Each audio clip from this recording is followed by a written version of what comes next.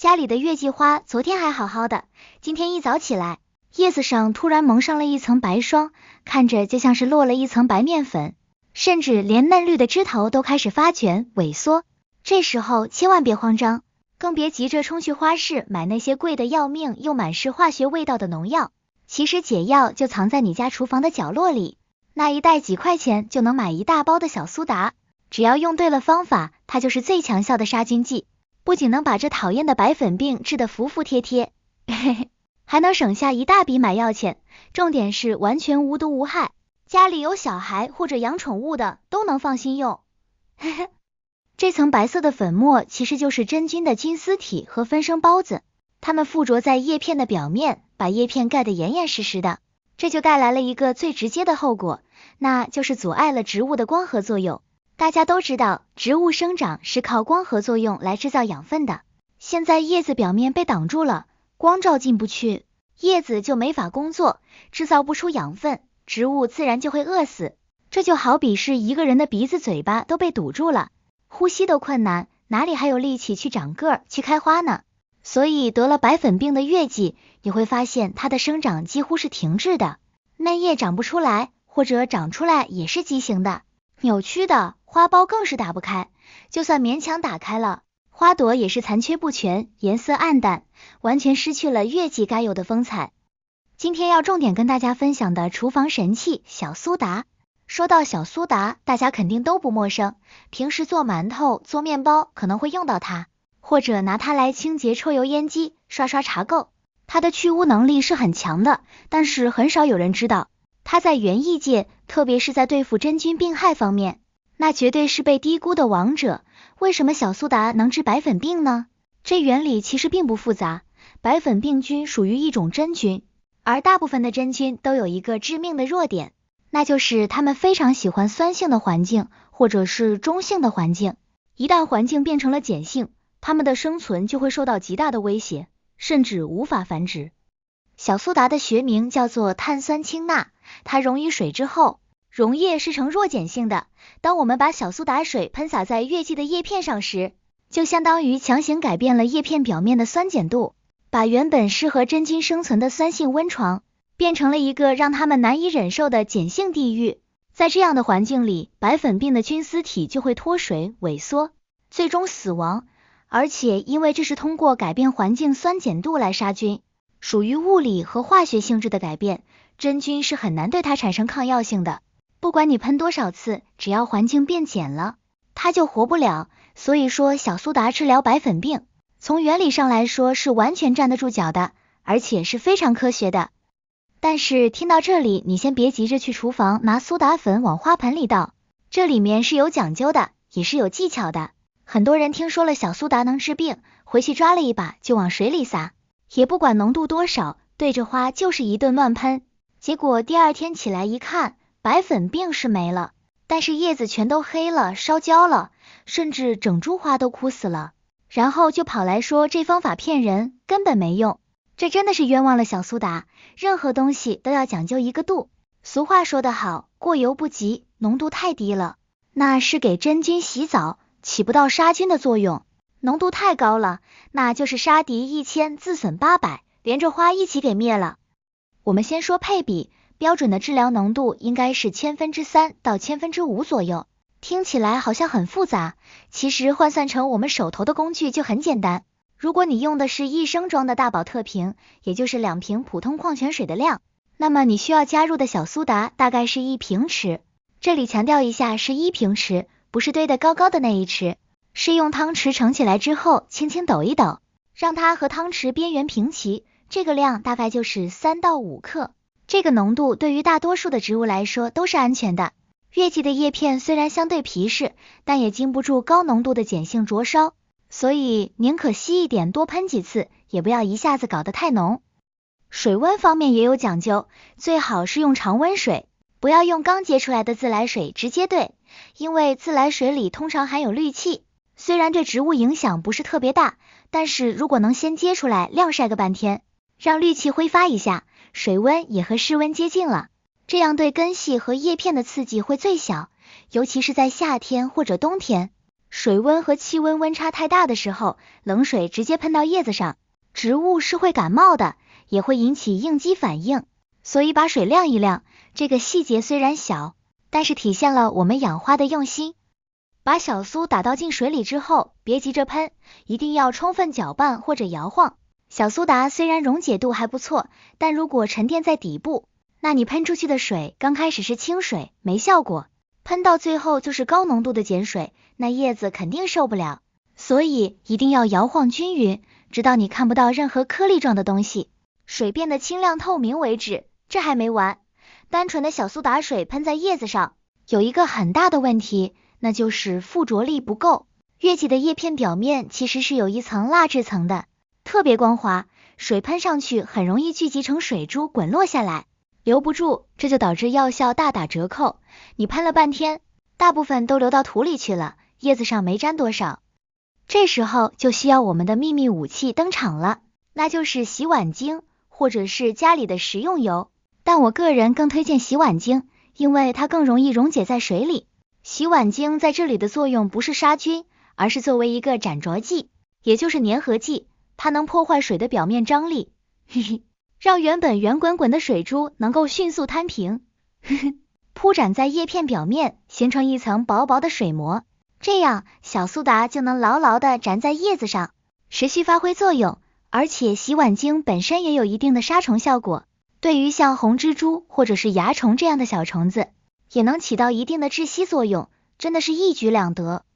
洗碗精的用量不需要多，1升水里面滴上1-2滴就足够了，千万别多了，多了容易堵塞叶片的气孔，影响呼吸。滴进去之后再次轻轻摇晃，这时候你会发现水里会有一些泡沫，这是正常的，不用管它，只要不是多的喷不出来就行。如果你想用食用油也可以，大概也是1-2滴，但是油水不互溶，你需要更加剧烈的摇晃，或者加一点点乳化剂，所以操作起来不如洗碗精方便。对于新手来说，洗碗精是最好的选择，既便宜又好用，家家户户都有。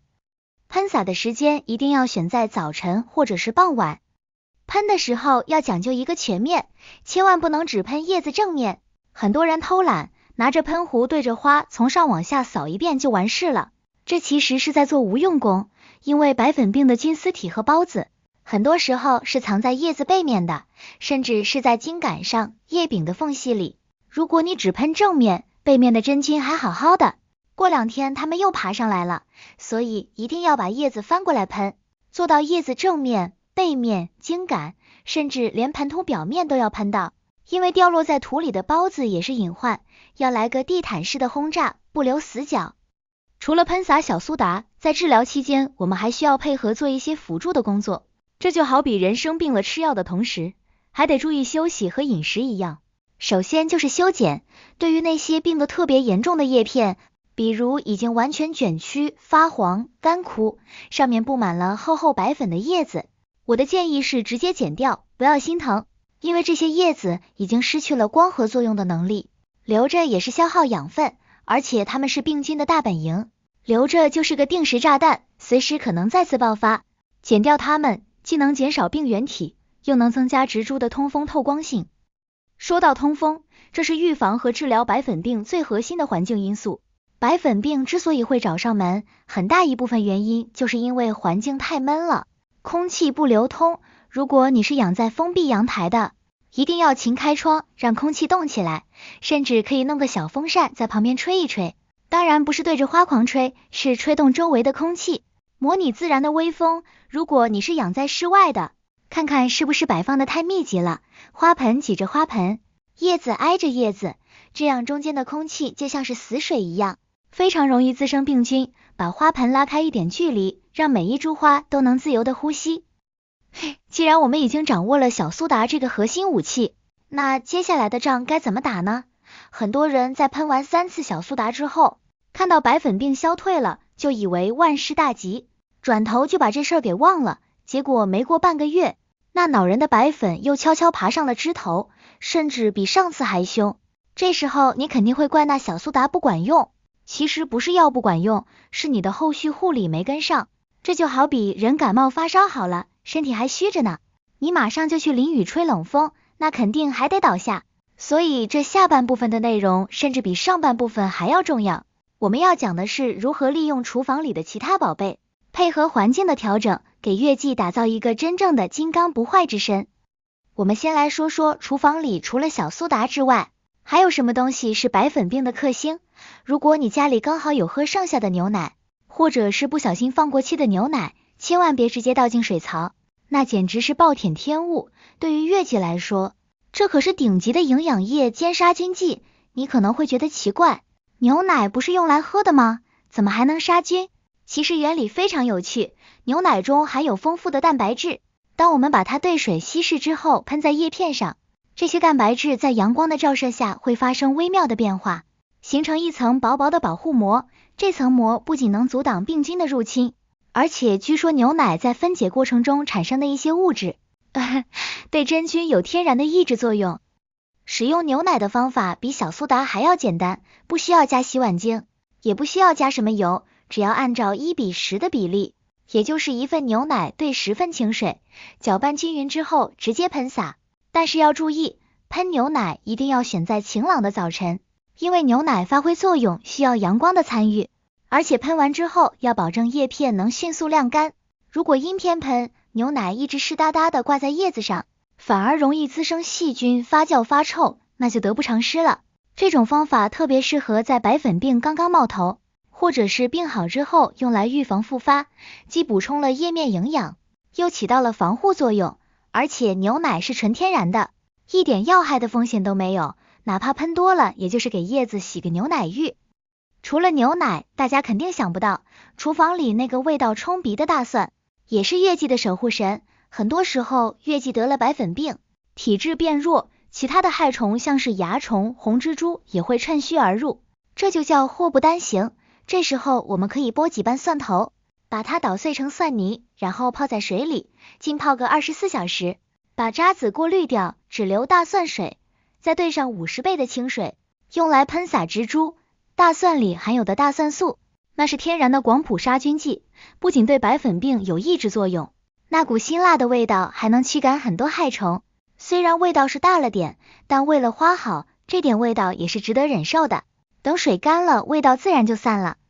说完了厨房里的宝贝，我们得把目光转回到月季本身的生活环境上来。之前我也提到了，白粉病的爆发跟环境湿度大、通风差有直接关系。在台湾这种亚热带气候下，尤其是在梅雨季节或者是春夏交替的时候，空气里的水分多的都能拧出水来。这时候如果你浇水的方法不对，那就是在给病菌送弹药。很多花友都有个习惯，就是晚上下班回家，看着花盆干了，顺手一瓢水浇下去，或者拿着喷瓶给叶子喷喷水，觉得是给花降温保湿，这其实是养月季的大忌。晚上浇水，尤其是淋湿了叶片，水分在夜间蒸发的非常慢，水珠会长时间停留在叶片表面，而晚上的温度通常又比较适宜真菌繁殖，这简直就是给白粉病菌创造了一个5星级的豪华套房，它们在水膜里游来游去，疯狂繁殖。第二天早上你一看，叶子就白了，所以请记住一条铁律，浇水一定要在早晨，太阳出来之前，或者是刚出来的时候，这时候浇水，多余的水分会随着白天的温度升高而蒸发掉，到了晚上叶片是干爽的，盆土表面也是微干的，真菌就没有了立足之地。而且浇水要讲究干透浇透，不要没事就去浇一点，把盆土长期维持在一个湿漉漉的状态。月季的根系是需要呼吸的，土太湿了，根系呼吸不畅，植株就会长得图长瘦弱，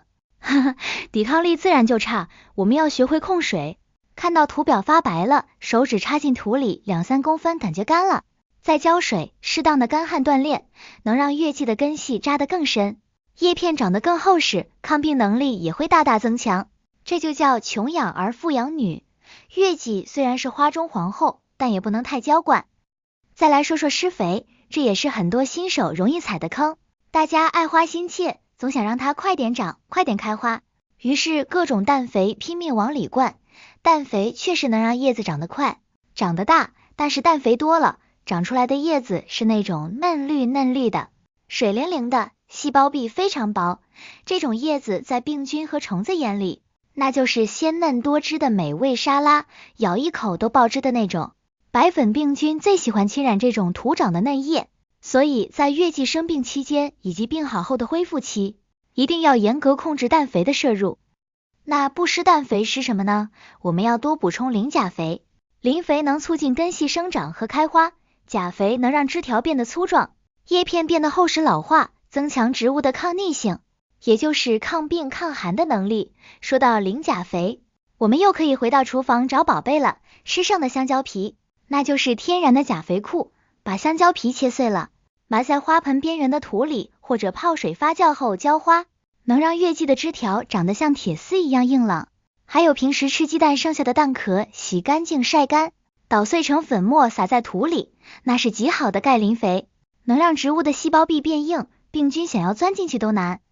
当然，如果你觉得自制肥料太麻烦，怕有异味，去买现成的磷酸二氢钾也是非常好的选择，价格便宜又高效。在月季的生长季节，每隔10天半个月，用磷酸二氢钾兑水喷施一次叶面，你会发现叶子变得深绿油亮，摸起来革质感很强。这种状态下的月季，别说白粉病了，就连红蜘蛛都嫌弃它叶子太硬咬不动。这就是我们常说的养壮不养肥，只有身体底子好了，才能从根本上杜绝病害。除了吃喝，还得注意修剪。月季是灌木，它的生长优势是顶端的，如果你长期不修剪，它就会长得乱七八糟，枝条细弱，内部密不透风。我们要定期给它理发，特别是要把那些向内生长的枝条，也就是我们要说的内糖枝剪掉。这些枝条长在里面，既照不到太阳，又阻碍空气流通，简直就是病菌的避难所。把它们剪掉，把中间的空间打开，让风能直接吹透整株植物，让阳光能照到每一片叶子，这样病菌就无处遁形了。还有靠近土面的那些老叶子、黄叶子，也通通剪掉，它们已经完成了历史使命，留着不仅没用，还容易在浇水的时候溅起土里的病菌。我们常说月季要通风，不仅仅是大环境的通风，植株内部的微循环通风同样重要。有些花友舍不得剪，觉得剪了心疼，其实舍得，有舍才有得。你剪去的是累赘，换来的是健康和更漂亮的花朵。甚至在白粉病高发的季节，我们可以适当的进行疏叶，把过密的叶子摘掉一部分，人为的创造一个清爽的环境。如果你是在阳台养花，空间比较封闭，那我强烈建议你买一个小风扇，不需要那种大功率的工业扇，就是那种夹在桌子上的插电式小风扇就可以，对着月季吹，加强空气的对流。流动的空气能带走叶片周围过高的湿度，也能破坏真菌孢子的附着条件，就像是在给月季吹冷气一样，它舒服了，病自然就少了。这一点对于封闭阳台党来说，简直是救命稻草。养花养到最后，其实养的是心境，看着一株小小的苗，在你的呵护下战胜病魔，长出新芽，结出花苞，最后在某个清晨惊艳绽放，那一刻的喜悦和成就感是什么都换不来的。希望大家都能在养花的过程中找到这份快乐，也希望大家能把这种环保健康的养护理念传播出去，让我们在享受园艺之美的同时，也为保护环境尽一份力。